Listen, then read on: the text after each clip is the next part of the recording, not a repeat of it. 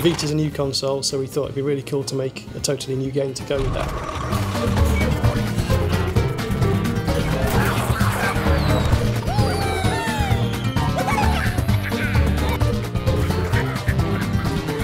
Because Little Deviants is made up of a series of different levels that play in different ways, we've had to be very conscious about what's a good user experience. So the things you see in the final product for Little Deviants, they've all been really well tested and proven to be kind of exciting new ways to play. The Vita adds a new way of interacting.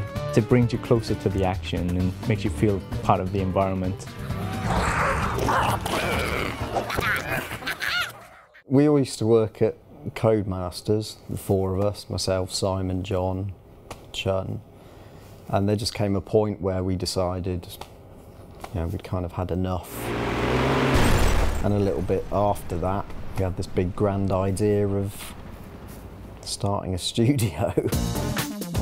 Big started, it was about 10 years ago, it was 2001.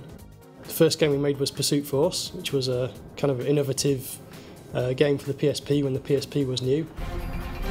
We wanted to bring Hollywood to the small screen, I suppose. We took a lot of inspiration from every action movie that's fast-paced and bullets flying and lots of vehicles. We did a sequel to that, and we took a really good PS3 game, MotorStorm, and brought that to the PSP. So, we were on handheld that whole time, so that kind of led us to being at the forefront of development when Vita came along. A few years ago, the bosses of Sony approached us and said, we've got this really cool idea for a new console. It's got all these great new interfaces like front touch, rear touch, got cameras on the front, cameras on the back, really good gyros. What can you do with it? I was very excited, I must admit. I am a bit of a tech geek, so any kind of technology does excite me, but this more so than any others because of all the different hardware features that you don't even see on a lot of console platforms, let alone a handheld device. We were just amazed at the possibilities. Little Deviants is a game that we designed around the Vita console, but it focuses on these characters called the Deviants. They've crash landed from outer space on this weird square planet, which is a bit like the Earth but square. And they're being chased by these evil robots called the bots. And it's up to the player to help them out, basically. They've got to protect them from the bad guys and also help them escape from the planet. So rebuild their rocket and fly away. Little Deviants was born out of a very, very simple idea. Imagine a piece of cloth that's stretched and you place a ball on it. And then you just, don't like to use the phrase touching cloth, but it works. So you sort of poke the cloth underneath and make a hill and the ball rolls around. We started off with levels that required quite precise movement, and what we realised after using the rear touch panel for a while is that that wasn't the ideal way of using the rear touch panel. Whilst it still worked, not everyone could completely get to grips with it, so we felt that making a whole game based around that mechanic was probably the wrong direction to go in.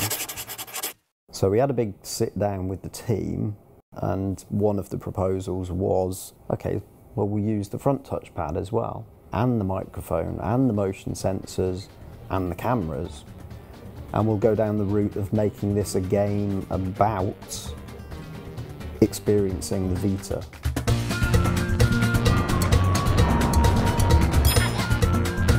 We didn't really want to present Little Deviants as a bunch of mini-games. We want it to be a flowing, story-based experience.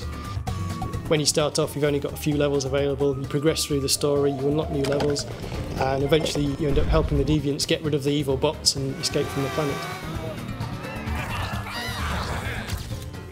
The augmented reality games make use of the rear-facing camera. So when you're playing a game, what you're actually seeing is the environment that you're in on the screen with the various game elements overlaid on top. So it looks like the actual game itself is actually invading your world. The game's played in a full 360-degree arc. You're in there, immersed with them, interacting with them. Great lot of fun and very, very frantic.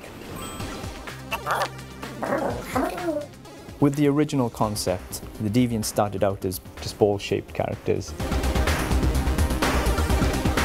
We thought they were really fun to get some movement out of, but we wanted to get more expression into them. We sort of asked for being able to have a body for the Deviant so that they could actually move around by themselves, which could show off the different personalities of all the Deviant types. We showed it to a few people and it was kind of good, but they were a little bit too scary. So we had another look at it and decided to go through and make them cuter.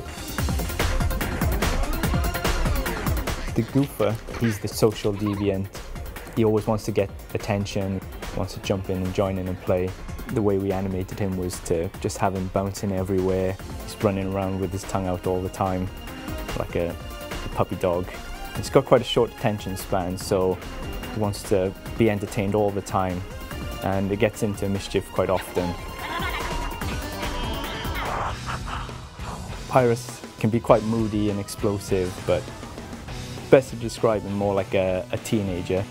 Underneath that tough exterior, he's quite vulnerable.